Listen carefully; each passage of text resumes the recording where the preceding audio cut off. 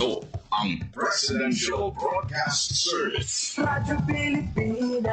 Radyo Publiko ng Bagong Pilipinas para sa Bagong Pilipino. Naghahatid ng mahahalagang balita at impormasyon na guugnay ng pamahalaan sa sambayanan. Tulay sa himpapawid ng serbisyo publiko. Radyo Pilipinas. Radyo Publiko. Ang boses ng Pangulo sa Iloilo. Radyo Pilipinas. 585 AM. Oras sa Radyo Pilipinas, alas 8:35 sa aga.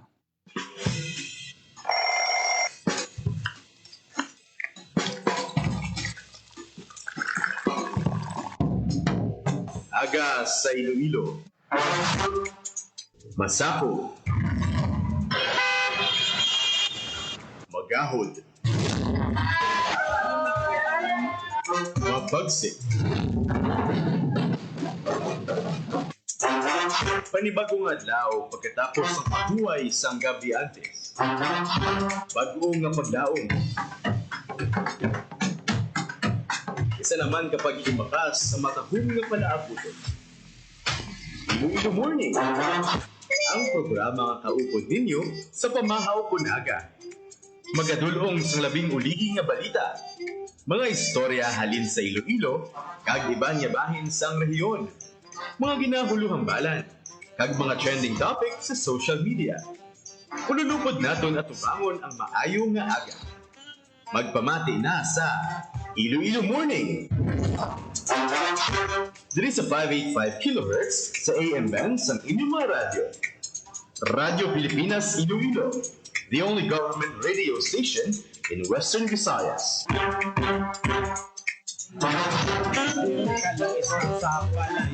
Mayong aga Pilipinas, good morning Western Visayas. Welcome sa Iloilo Morning Program. Adlaw kita sang Huwebes, September 18, 2025. Sa manami, Chimpo Tasbong. Compared sa nagdigan nga adlaw nga grabe ang ulan. Pero actually kahapon nagulan-ulan man sa pila ka mga lugar sa may syudad kag probinsya sang Iloilo. Tapos manalithi, dugay-dugay mainit naman ang Chimpo. Hindi gid stable ang aton nga Chimpo. Hindi ta mapaktan dalagid sang protection sa aton sini nga ikaayong lawas para nga hindi kita magbalatian budlay magbalatian subong adlaw. Basta wala lang. Kadamo gid sa mga events kahapon nga adlaw diri sa may syudad kag probinsya sang Iloilo. Ang aton nga DSWD Secretary Rex Gatchalian nagbisita sa Iloilo kag pila ka mga lugar sa Banwa sang Aniway kin katuan ni secretary pati ang footbridge to nga ginagyan sa mga pumuluyo gin-check niya gid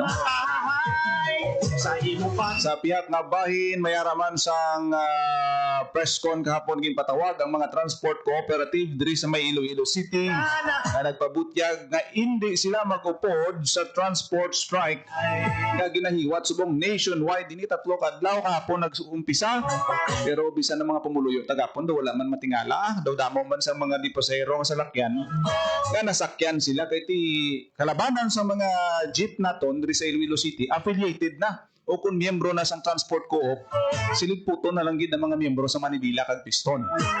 Palayag ta karon ang aning statement from Western Visayas Alliance of Transport Cooperative and Corporation Incorporated. Sa imo pagpulay. Subungan ng ICPO kag POSMO sa ilang mga preparasyon kay man sa Domingo ginalauman nga pila ka mga grupo, civil society organizations ang magaupod sa protesta rally diri sa may syudad sang Iloilo. Ini may kaangtanan sa pagpanawagan kontra corruption. Pero bago ina, kuwaon ta na mga balita nagikan sa probinsya sang Iloilo. May MOA nga permahan si Iloilo Governor Arthur Defensor Jr. kaupod ang pila ka mga universidad. Ang dugan ko Sa mga pila ka mga programa agud na proteksyonan pa ang aton siniya nga palibot, ang aton sini nga dunang manggad, especially ang programa sa reforestation kay ti muna kung kita naga-campaign kita bala kontra baha kay ti mo ning issue subong flood control projects ti ibusisio naton kag i-trace gid naton bala ano ang source sang baha. Siyempre ulan kag ang nagapalang-lapaw nga tubig. Ti ang first line of defense naton dira bago ang flood control kay ting flood control project kamo ning gasalo sang heavy rainfall o kon dako nga volume sang pag-ulan maagi sa suba dalon balik sa dagat, tigagi sa flood control. Pero kung tanawon ta, ang una naton sa una yang depensa sa flood control is ang aton siniya madamo nga kakahuyan Sa nga mong nag-hold sa mga luta nga hindi matipag. tuhan ko sa Sibalon ta sa detalye sa balita ni Hope Torrichante kung anong kaundan sa sining Memorandum of Agreement nga gimpirmahan sa tunga sa aton provincial government kag sang pila ka bulutuan sa syudad sang Iloilo. Good morning, Hope. Good morning, Jen. Kahapon may mga nabalhag kita no nga pagbaha and ginpahaya gani sa gobernador nga ang best defense no sa flooding amo ang pagtanom sa aton nga mga puno o kung pagpadamo no sa mga kakahuyan diri sa probinsya sang Iloilo. Gani bugos no ang suporta sang Iloilo Provincial Government sa mga greening programs para sa probinsya. So kahapon or sinilang nga semana ginpermahan ni Governor Arthur Defensor Jr. ang Memorandum of Agreement kag Memorandum of Understanding upod ang duha ka educational institution diri sa syudad sang Iloilo agud suportahan ang mga proyekto sa idalom sang Tanom Iloilo para sa more progress. Ang una nga agreement kay ni Jen no amo ang sa West Visayas State University, although ang main campus diri sa Iloilo City pero iniya sa may College of Agriculture and Forestry para naman iniya sa pagpauswag kag pagdumala sang botanical o kon butterfly garden ngayara sa sulod sang Maasin Watershed Forest Reserve sa Banwasang Maasin, Iloilo. Samtang ang another agreement ang kasugtanan no upod ang Central Philippine University para naman niya sa pagtukod sang Center for Mangrove and Marine Biodiversity Conservation sa City of Nuson, Barangay Nabitasan, Laganes, Barangay Dangulaan, Anilaw, kag Barangay Kulasi sa Banwasang Ahoy. So nagpirma sa bahin sa WVSU College of Agriculture and Forestry si Administrator Dr. Joel Aracil Sr. samtang si Dr. Ernest Howard Daguhoy naman niya presidente sa Central Philippine University ang nagpirma para sa universidad. So ginapanawago no ni Governor Defensor ang suporta halin sa nagkalain-lain nga mga sektor agud nga matuman ang vision sang Iloilo province nga mapadamo ang or mapataas ang forest cover kag sa ulihi mangin isa ka forest province ang Iloilo pag-abot sa 2044. Balikan lang naton Jen sa nangin interview naton with DENR Regional Executive Director Raul Lorilia. 12% ang forest cover sa bilog nga Western Visayas. So imagine no, pilalangayhan sa Iloilo province. And ang ideal is 48, so malayo-layo pa. 48, 12. Doti kung tanawon mo magtanong kahoy mo na gani Ma'am Hope no kung tanawon naton ang kung paano inamapunan ang halimbawa 12% to si may talabunan nga 38%. Pero hindi na basta-basta nga makuha mo in a span of pila lang ka tuig, laban-laban dekada gid ang kinahanglan sina pila ka administrasyon para nga mapunan ang ina yang percentage sa Hope. Yes, that's right no. That's why siling ni Red Lorilia malayo-layo pa no sa pag-achieve sa 48% ideal forest cover ang Western Visayas. Nevertheless no Jen ang province of Iloilo paninguha kay ang vision sinino ang target sang Iloilo Provincial Government nga mangin forest cover forest province rather no tawgon nga forest province ang Iloilo sa pag-abot sang 2044. So pasalig man no sang ila bugos nga suporta para sa Tanom Iloilo for more progress sanday Dr. Aracil kag Dr. Daguhoy ang mga representatives no sa mga bulutuan. And ara man sa nangin pirmahanay nangin saksi no sa Director for Research, Innovation and Extension sang WVSU CAF si Dr. Jose Ariel Tutor, Sarex Dipol Jr., Director sang Community Engagement and Service Learning Center ng CPU, si Mamit C. Peña Florida, no, Senior Environment Specialist sang Provincial Government Environment and Natural Resources Office, kag si Attorney Cesar Emmanuel Boyco, ang hepe sang PGNRO. So amo ni Jen no ang commitment sang duha ka bulutuan kaupod no ang Iloilo Provincial Government sa pagtipig sang aton nga dunang mangga sa CPU pa lang Jen no dako ini nga bagay bakod nga Center for Mangrove and Marine Biodiversity Conservation ng ila pagatukuron dira sa 3 ka mga barangay ining sitio Panuson sa barangay Nabitasan sa Leganes, ang barangay Dangulaan sa Anilaw, kag ang barangay Kulasi sa Banansang Away. We hope nga matigayon ini sang maayo para sa sa success ng aton nga pagtipig sa aton nga dunang manggad. So kung tanaw naton na ang ining mga universities, colleges, importante gini duwa pa lang niya ang CPU kag WVSU. Yes. Galok forward kita nga ugyunan gini sa tanan kay sino pa nabi ang hindi mag-support sa kampanya kontra o kon sa aton sinipag-protect sang environment. Kag kung tanaw naton itudlo naton ini sa mga ulihing tubo kon kay sino ini malagi na himo nga ginahimo ini sa provincial government, hindi na niya maabtan sang mga katigulangan subong kundi para ni sa future sa mga kabataan ta ang mag-benefit once nga mabalik no ang aton sini nga forest reserve, ang aton sini nga mga kabataan sa ulihi no amo gini sila ang manubli kag maproteksyonan sila balanta naman ang climate change a global problem ini nga kinahanglan ma-address. Pero ang importante diri nga ang mga institusyon nagapangita gid sang effort nga mano ini mabalik sa mangin goal sang aton LGU sa aton mga bulutuan nga mananom sang kahoy kag kun anong mga bakante da tamnan kag ang nakita naton diri ang strength sang sini nga MOA kay knowing ang CPU, WVSU kag ang iban nga mga institutions scientific ang approach nila Ma'am Hope, ang academic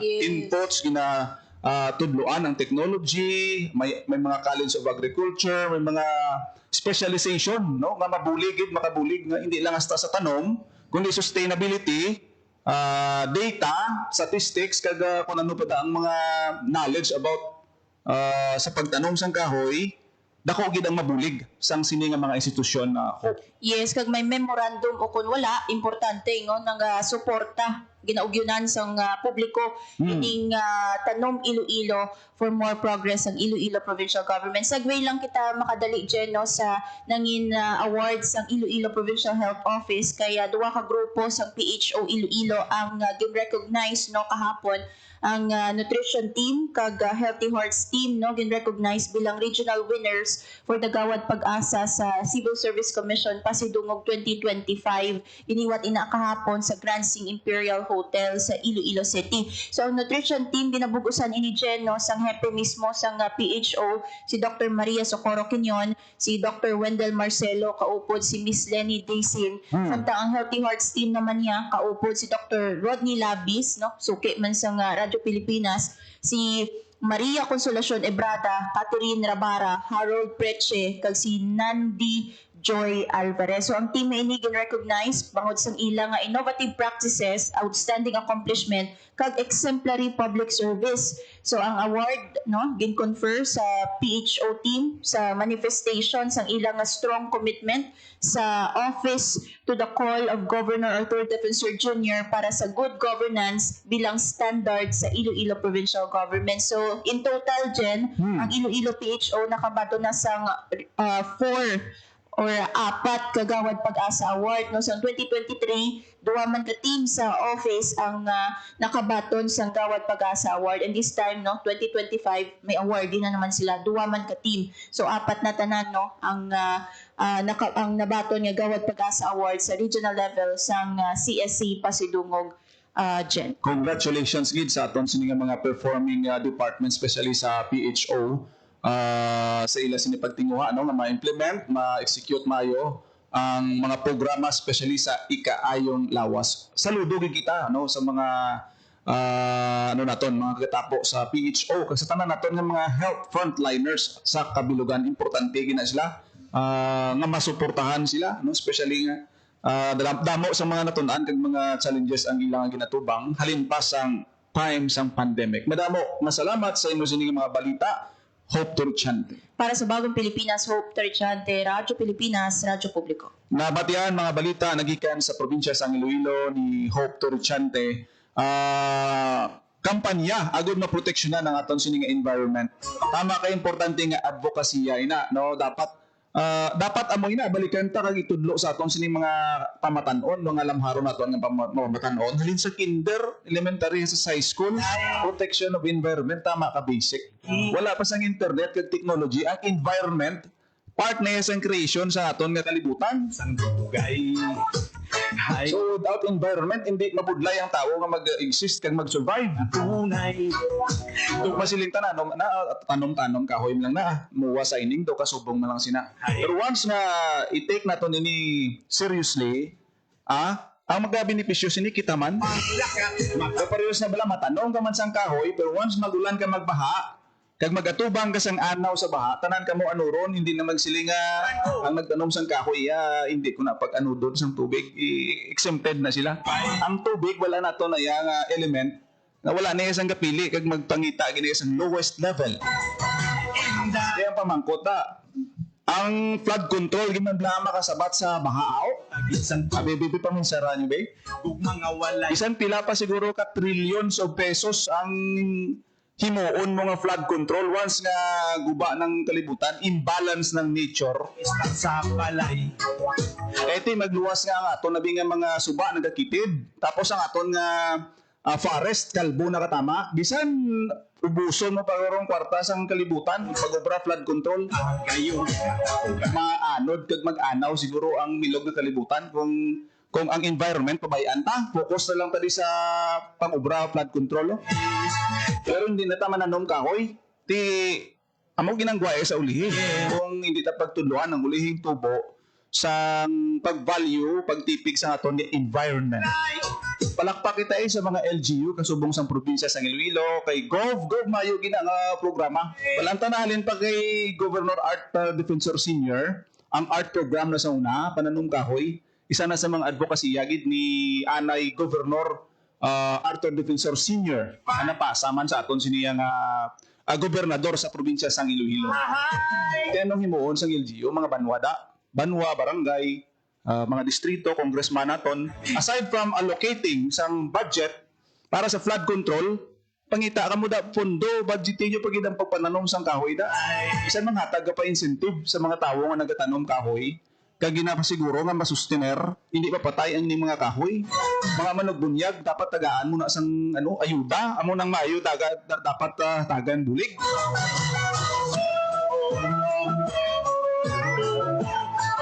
Oras sa Radyo Pilipinas, alas 8:52 sa pagpangalagad sa programa Iloilo Morning. Ipalayag lang naton sa makadali ang statement sa Western Visayas Alliance of Transport Cooperative na hindi sila mag-upod sa pagapatigayonon nga transport strike sang Manibela kag sang Piston subong iyang adlaw. Actually nagsugod na kahapon pa no? Ang ining transport strike sang Manibela kag Piston. Ang kabahin sa pagpahayag ni Cheryl Songano, presidente sang Western Visayas Alliance of Transport Cooperative Incorporated. Ang pag-strike is counterproductive. Takili is a violation of our CTC Mohon Prangisa. It is strong conviction sa alliance na ang pag-strike o untagyan is not a solution sa mga problema o challenges na amoy ginagawa. May right avenue or forum ang pagpresentar o pagpaabot namon sa mga ilo. Isa pa ang pag-strike galit sa atong economic activities.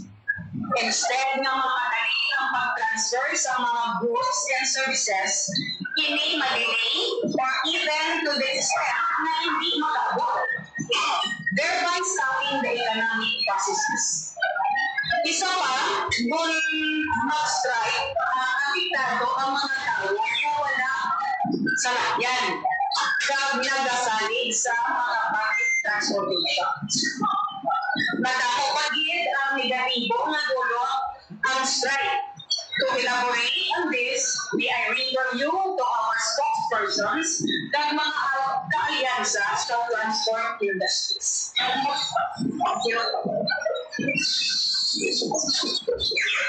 Nabatian si Cheryl Songano, presidente ng Western Visayas Alliance of Transport Cooperative. May kantanan sa ila siniya nga official statement kay man ang WBA-TCCI madamo ini nga mga kooperatiba ang nagabugos sa sining asosasyon ang ilang mga miyembro nag-process na tabahin sang modernization program sang gobyerno. Some of their units modernized na. O dito magsala daw 500 plus na ang modern jeepneys sa ila sini nga alyansa. Kagang iban gina-convert pa ina, ginatingwaan nga maislan ang mga traditional jeepneys pero affiliated na sa pila ka mga transport co-op. Amat ginaamat-amat ina. Di sila diri sa Iloilo kay tikalabanan siguro mga 90 plus % sang mga nagabiyahe diri miyembro na sang co-op. So daw masiling naton suno sa ila nga kampante sila nga ma-accommodate sang ilang mga units ang mga pasahero. Masupa, malapor sila na ang duran. Gamay nam lang na ang mga nag-strike diri sa may Iloilo City. Kay ang Iloilo City isa sa mga LGU na una implement sa LPTRP. Actually sa nadiligad na una na iya ang Iloilo sa pag-implement sa modernization program. Ang iba niya wala pa kailis ang mga units. Ang Iloilo nagsugod na. Hindi sila mag-support sa transport strike. Pero sa panawagan kontra korupsyon, tiuna gid ang transport co-op, una gid ang mga transport group sa pagbuylog suporta sa kampanya kontra korupsyon. Sino man nabing gusto ang hindi gusto sa ang gusto sang korupsyon? Wala. Kayo. Tigin admit sa pila ka mga transport co-op officials nga ang iban sa ila ma-attend sa rally sa September 21 sa Trillion March nga ginapanawagan nationwide protest ini. Maupod sila dito pero ang ila obligasyon sa pamuluyo sa commuters hindi nila pagpabayaan. Hindi sila mag-join sa transport strike. Counterproductive, tanan perde ang commuters, perde ang operator, perde man pati ang konduktor kag ang driver. Wala gid daog once nga mayara sing strike amo nang ilang stand. Bantayan nato nina. Pasalamat kita sa mga miyembro sang transport groups nga sige la biyahe. Balantaman kung ano kabudlay sang biyahe kag sitwasyon kung wala ka masakyan. Ito kalain man na makadto ka sa duty mo, may eskwela ka sa dump truck kapay mo masakay. Iti ginakulang ang mga PUJs nato. Wala kita siyang po diri sa aton sini nga pagbangalagad. Salamat gid sa mga nag-upod sa aton sini nga programa every morning. Thank you gid sa inyo sini nga pag-upod kag pagpamati. Ako nagid lamang inyo alagad ang inyo tagbalita Junior Baclay. Mayong aga Pilipinas. God bless Iloilo. Radyo Pilipinas. Radyo Publiko. Radyo Pilipinas. Ang inyong tulay sa himpapawid ng serbisyo publiko, ang Presidential Broadcast Service, Radyo Pilipinas, Radyo Publiko. Radyo Pilipinas. Radyo Publiko. Kinilala ng pang-international at prestigyosong Asia Pacific Broadcasting Plus Awards 2025 para sa kategorya ng Government Streaming. Ito ay dahil sa epektibo nitong pagsasanib ng mga tradisyonal na media tulad ng telebisyon, radyo at print para masabayan ang mabilis na pag-inog ng mundo ng digital at social media tungo sa mas epektibong paghahatid ng mahahalaga at napapanahong mga impormasyon sa mamamayang Pilipino. Kinilala rin ang Radyo Pilipinas dahil sa patuloy na pag-akyat ng rating. Ngayon ay matatag sa pang-4 na pwesto sa Mega Manila ayon sa pinakahuling Nielsen Radio Audience Measurement Survey. At sa social media, nakamit ang mahigit 2,000% pagtaas ng bilang ng mga sumusubaybay sa Radyo Pilipinas page sa unang bahagi ng 2025. Patunay ito na ang inyong Radyo Pilipinas Radyo Publiko ay tunay na kaagapay ng inyong pamahalaan sa paghahatid ng serbisyo sa mga mamamayang Pilipino. Mula sa aming lahat, sa ngalan ng inyong pamunuan at mga kawani ng Presidential Broadcast Service, kasama ang inyong mga himpilan ng Radyo Pilipinas sa buong kapuluan. Maraming salamat po sa inyong lahat, sa inyong pagtangkilik at pagkilala. Radyo Pilipinas.